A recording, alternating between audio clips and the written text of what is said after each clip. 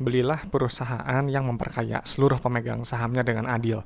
Janganlah membeli perusahaan yang hanya memperkaya pejabat atau pemilik perusahaannya yang merangkap sebagai komisaris dan direksi. Oke, jumpa lagi dengan Edwin di channel analisis laporan keuangan. Untuk sesi kali ini saya mau bahas John Lynn Agro Raya ya, JAR gitu, JARR gitu. Nah, ini kayaknya mungkin baru IPO gitu ya, karena nari namanya ini agak masih terdengar asing ya buat saya. Coba kita lihat aja ya kinerjanya berdasarkan laporan keuangan 2025 Q3-nya. Oke, kita disclaimer, jadi materi ini disusun oleh saya, Edu, dengan tujuan sharing analisis dari sudut pandang pribadi saya. Jadi si materi ini sifatnya hanya edukasi dan informasi umum ya, bukan rekomendasi investasi dan tidak dimaksudkan sebagai ajakan beli, jual, atau hold saham yang dibahas ya, JAR. Jadi setiap keputusan investasi sepenuhnya jadi tanggung jawab masing-masing teman-teman ya. Jadi do your own research, silahkan analisis sendiri gitu, analisis lebih lanjut kalau memang saham ini menarik. Jangan jadikan analisis ini sebagai analisis yang utama. Oke, jadi sebelum saya beli suatu saham gitu, saya biasanya pakai 3 kriteria utama dulu gitu ya, untuk kita cek gitu ya, untuk saya cek gitu. Syarat yang pertama itu harus bagi dividen. Nah, kenapa perusahaan itu harus bagi dividen? Karena perusahaan yang bagi dividen adalah perusahaan yang sudah terbukti untung dari bisnisnya. Jadi keuntungannya itu disisihkan oleh perusahaan dan dibagikan kepada kita pemegang sahamnya. Itu jadi nilai tambah gitu. Jadi keuntungan itu nggak cuma untung di atas kertas saja. Dan pastinya perusahaan yang bagi dividen itu adalah perusahaan yang pro kepada pemegang saham. Jadi kalau perusahaan nggak bagi dividen, bisa jadi perusahaan tersebut hanya memperkaya pejabat atau owner perusahaannya yang biasanya merangkap sebagai komisaris dan direksi. Ya pasti udah sering lihat gitu. Nah, untuk top manajemen, jabatan komisaris dan direksi ini gajinya pasti udah ratusan juta setiap bulannya. Jadi kalau mereka mengelola nggak profesional, asal-asalan, harga sahamnya anjlok gitu ya, sebenarnya mereka nggak peduli juga karena tadi udah dapat untung besar dari gajinya setiap bulannya, pasti masuk kantong ya. Sedangkan kita itu cuma dapat dari dividen atau mungkin dari capital gain, itu juga kalau naik harga sahamnya. Jadi makanya kenapa kita harus hati-hati dalam memilih perusahaan. Dan pastinya perusahaan yang bagi dividen biasanya itu punya kondisi bisnis yang sehat. Jadi kalau kondisi bisnis yang nggak sehat, utangnya terlalu besar, arus kasnya susah, rugi terus, dia biasanya perusahaannya nggak bagi dividen. Karena apa? Ya karena lebih pentingin untuk survival dulu ya, bertahan hidup dulu. Maka kalau teman-teman udah tahu ada perusahaan yang bagi dividen rutin, punya kondisi bisnis yang sehat, pastiin beli di bawah nilai wajarnya ya. Jadi jangan beli ketika di harga yang super premium ya, di harga yang terlalu tinggi, kemahalan gitu. Takutnya nanti rawan koreksi dan jadinya floating loss ya. Jadi sebelum berinvestasi teman-teman harus gunakan akal sehat Anda gitu. Jadi jangan mudah FOMO, jangan mudah ikut-ikutan orang lain gitu, jangan mudah percaya isu, berita, rumor, rekomendasi, stock pick gitu ya, pendapat analis, dan juga jangan percaya sama pendapat saya juga gitu ya, karena teman-teman itu harus punya analisis yang kuat gitu ya, dan juga alasan yang jelas kenapa beli saham tersebut. Dan oleh karena itu kita harus pegang gitu prinsip-prinsip berinvestasi. Ya simpel aja gitu ya, harus sabar dan orientasinya jangka panjang gitu ya. Nggak bisa kita mengharapkan keuntungan besar gitu ya, sebulan, 2 bulan, 3 bulan, itu nggak bisa gitu ya. Buang jauh-jauh gitu ya. Perlu waktu, segalanya itu perlu waktu dalam investasi itu. Dan juga harus fokus pada value gitu ya. Jadi memang value ini sifatnya kan berbeda gitu ya, relatif dan subjektif juga tiap orang. Jadi cari metode valuasi yang menurut teman-teman cocok gitu. Kalau saya misalnya cocoknya pakai PBV, ya udah, kalau saya pakai PBV gitu ya. Jadi tentuin dulu value-nya berapa, nanti tentuin price entry-nya di kira-kira di range berapa gitu ya. Dan saya sampaikan gitu selalu gitu dalam bentuk sebagai bentuk edukasi saya kepada teman-teman, harga saham itu pada akhirnya akan mencerminkan kinerja perusahaan dalam jangka panjang, bukan dalam jangka pendek. Karena kalau dalam jangka pendek nggak ada hubungan antara harga saham dan juga dengan kinerja perusahaan, gitu ya. Karena banyak gitu ya, faktanya banyak perusahaan yang jelek, yang buruk gitu ya, digoreng naik gitu ya, harganya naik tinggi gitu ya, menggiurkan, dan banyak investor yang beli, yang masuk gitu ya. Cuma kembali lagi, kinerja yang buruk nanti juga harga sahamnya lama-kelamaan juga akan turun gitu. Faktanya kan seperti itu gitu ya. Lalu ketika harganya turun, banyak perusahaan yang nyangkut di harga atas gitu ya. Jadi sedih ya, modalnya hilang, atau yang terburuk mungkin sahamnya parkir di gocap atau mungkin delisting gitu ya. Banyak sekali gitu. Jadi kita ya jangan sampai jadi investor yang seperti itu ya. Segala sesuatu itu harus kita periksa dulu ya, kita lihat dulu, kita analisis. Misal kayak sekarang nih JAR ya. Nanti saya akan bahas dari sisi laporan keuangannya versi saya ya, versi Edwin gitu. Jadi ini cuma sebagian kecil dari analisis fundamental gitu, dan juga ini hanya menilai kinerja masa lalu ya, 2000 sampai 2025 Q3 gitu. Jadi kedepannya gimana, kuartal berjalan sekarang gimana, nggak tahu gitu ya, kedepannya gimana, silahkan lengkapi saja analisis yang kurang gitu ya, terutama analisis proyeksi masa depannya gitu. Jadi pembahasan di sini ya fokusnya pada laporan keuangan aja, bukan pada harga saham aja. Kok harga saham naiknya tinggi sekali atau anjlok terlalu dalam, ya kita nggak bahas itu. Kita bahasnya tadi fokusnya ya berdasarkan di laporan keuangannya aja ya, karena si laporan keuangan itu nanti akan bercerita tentang kondisi perusahaan yang lagi sehat atau lagi sakit gitu ya. Nah, untuk masalah harga itu selera teman-teman ya. Nah, jadi nanti akan dipindahkan gitu ke Excel seperti ini, dan teman-teman ini boleh downloadnya gratis ya, linknya ada di deskripsi video, passwordnya ALK Edwin. Oke, jar ya, kita lihat jar satuannya rupiah ya, ini masih juta, kita ubah dulu. Dan untuk riwayat dividen gitu ya, yang dicek ini terakhir bagi dividen 2025 ya, untuk tahun 2024. Nah ya, ini ciri perusahaan yang baik ya, dia bagi dividen karena tadi perusahaannya memang sudah terbukti untung gitu ya. Cuma tadi ini IPO-nya kapan saya nggak tahu ya. Jadi buat saya ini perusahaan yang sudah mulai baik ya. Kenapa ya? Karena baru satu kali terbukti bagi dividen. Karena buat saya perlu 3 tahun berturut-turut bagi dividen. Jadi kalau masih sekali, saya ya belum menarik buat saya, masih belum lolos screening saya. Karena saya perlu 3 tahun terakhir untuk membuktikan bahwa perusahaan tersebut stabil ya. Cuman ini terakhir bagi dividen sekali ya, masih lumayan ya, masih tanda mungkin dia awal yang baik ya.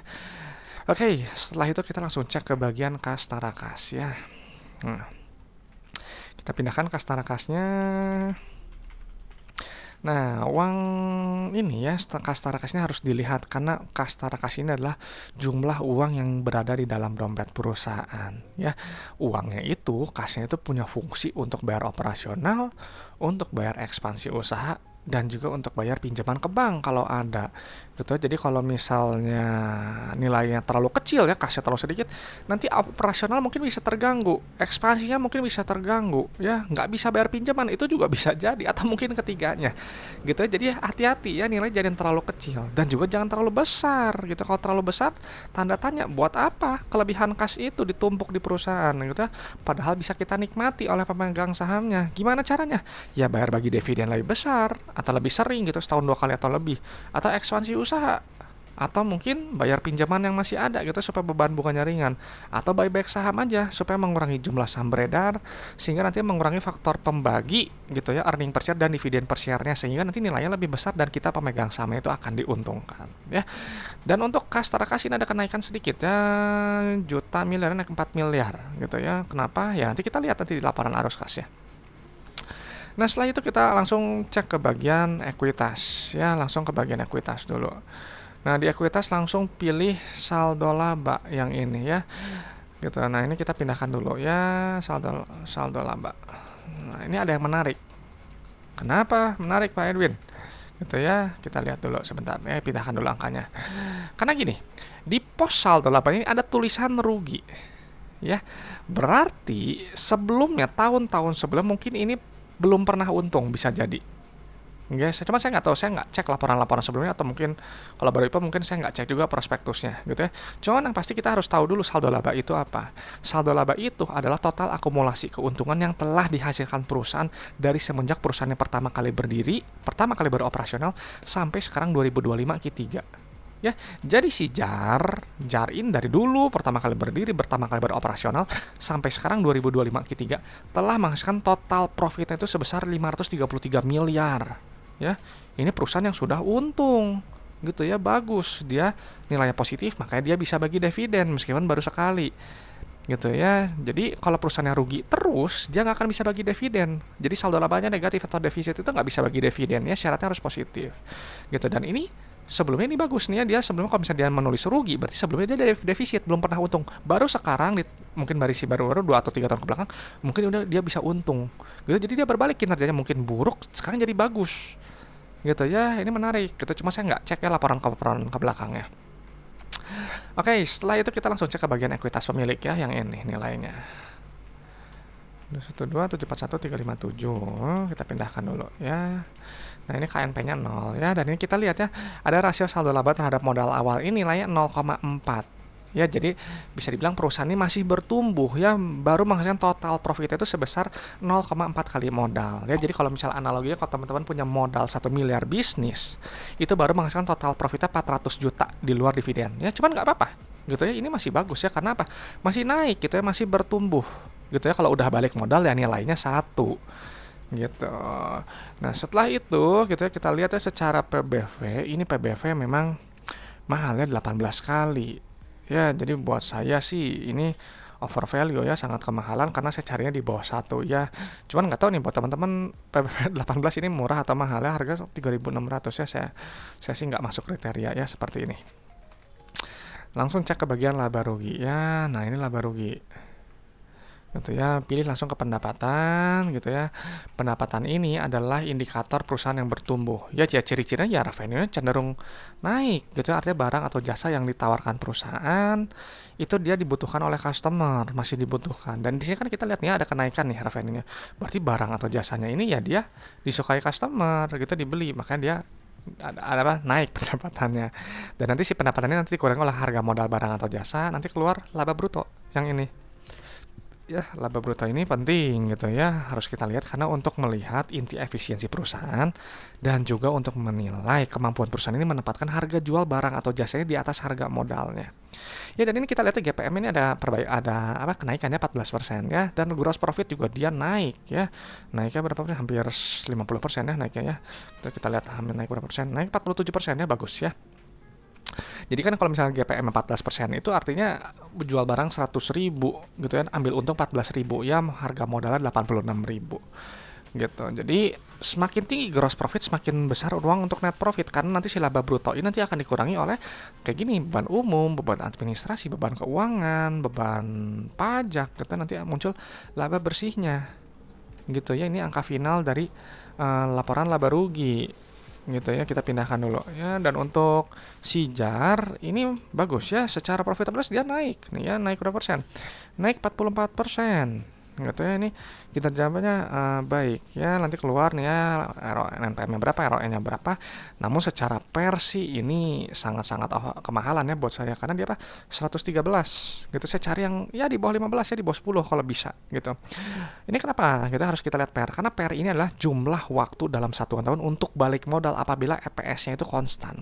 Berarti kalau misalnya beli JAR, teman-teman harus sudah siap gitu, holding period itu 113 tahun untuk balik modal gitu ya. Jadi kalau PR 10 ya siap balik modalnya 10 tahun gitu.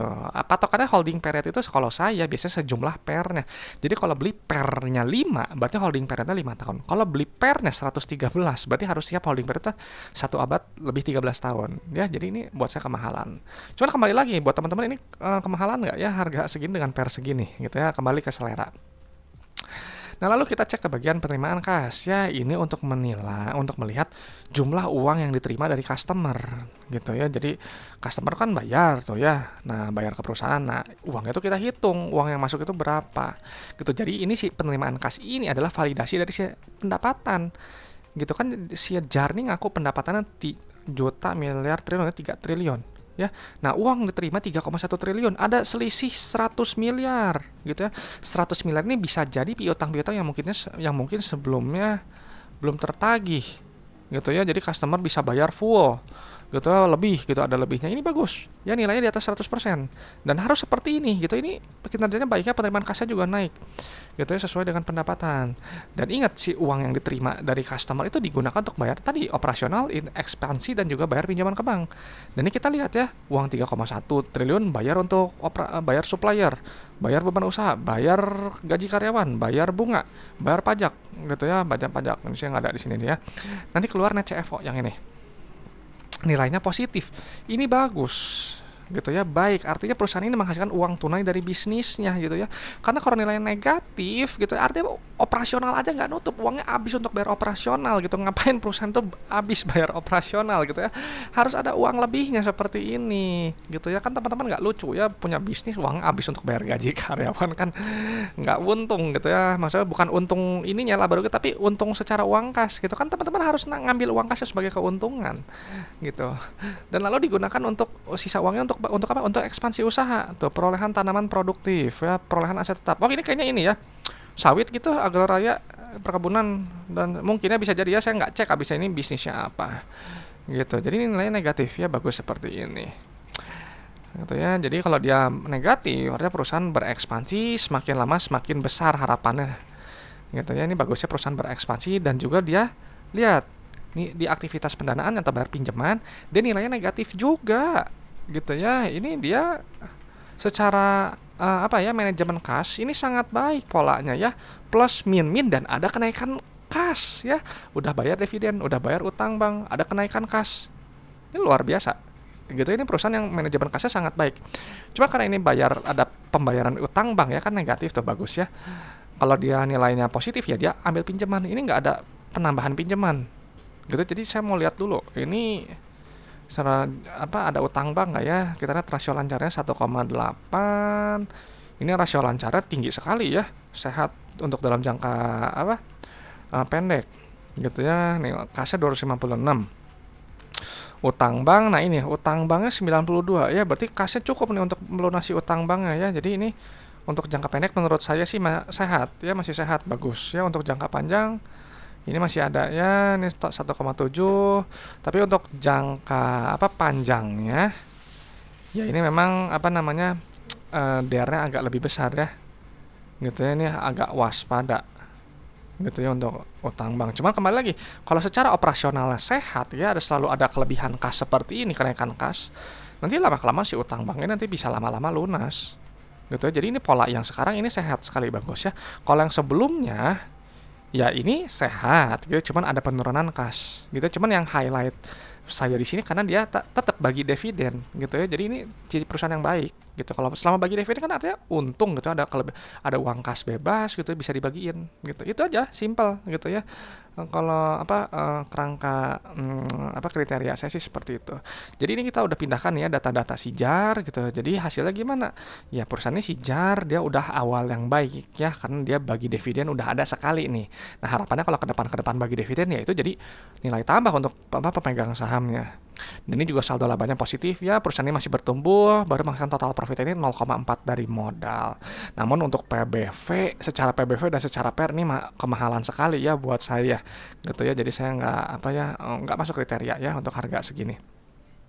Nah secara arus kas juga ini sangat-sangat luar biasa ya, baik sekali gitu ya, dan ada kenaikan kas gitu. Jadi ini sehat sebenarnya. Cuman memang harus agak sedikit waspada ya untuk yang jangka panjangnya, karena si utang banknya ini dia cukup besar gitu 1,7, dan sedangkan ekuitasnya 1,8 gitu ya. Jadi debt-nya memang masih di bawah 1 gitu, cuman borderline lah 1 kurang ya 0,9 sekian gitu.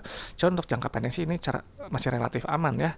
Masih sehat lah gitu. Nah cuman nggak tahu nih ya, untuk teman-teman menarik ya di Sijar ya dengan harga sekian gitu. Dengan setelah lihat seperti ini, kalau bisa menarik gitu ya, boleh sharingkan pendapatnya gitu ya. Jadi memang apa namanya ya, kalau saya memang nggak terlalu fokus sama harga gitu ya, semuanya kan kembali ke selera ya.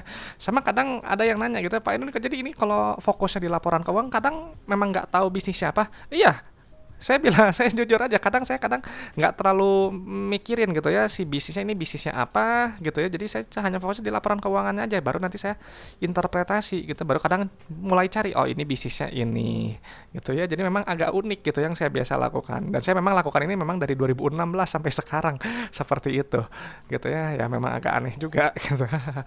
Oke teman-teman, itu aja mungkin pendapat saya untuk Jar ya gitu. Dan kalau teman-teman ada pertanyaan seputar investasi saham atau ada request saham, boleh sampaikan di kolom komentar ya, nanti saya respon, saya catat juga, nanti kita jadwalin. Dan informasi gitu ya, saya terbuka untuk kerjasama dan juga untuk sponsorship gitu ya, silahkan hubungi saya gitu ya. Ini kontak saya ada di deskripsi video juga. Oke teman-teman, saya sharing dari Jar, saya akhiri sampai sini gitu ya. Semoga bermanfaat, semoga sharing dari saya ini bisa memperkaya pandangan teman-teman dalam menilai suatu perusahaan. Oke teman-teman, saya Edwin dari channel Analisis Laporan Keuangan. Sampai jumpa di video-video berikutnya.